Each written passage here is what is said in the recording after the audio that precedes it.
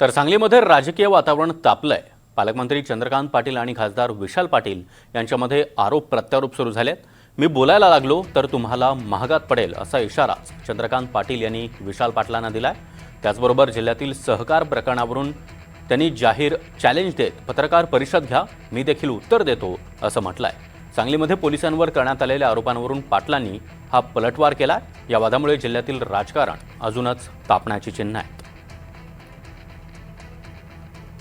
खासदार विशाल पाटलांची पत्रकार परिषद यावर मी पण एक पत्रकार परिषद घेऊ शकतो, पण मी ह्या देशाचे पंतप्रधान नरेंद्रभाई मोदीजींचा अत्यंत निस्सीम भक्त आहे।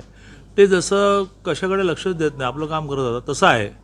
मी ज्या दिवशी बोलेन त्यावेळेला खूपच महागात पडेल आणि मग याचा आज विशाल पाटलांनी म्हणावं की या तयारी आहे, तर मग पुढच्या आठवड्यात मी प्रेस कॉन्फरन्स घेतो की ह्या जिल्ह्यातला सहकार कोणी मोडीत काढला, कारखाने कोणी मोडीत काढले, बँक कोणी मोडीत काढली, सुदगणी कोणी मोडीत काढली, आता पुन्हा सगळं जाऊन पुन्हा एकदा जिल्हा बँकेचं लोन कसं मिळतं।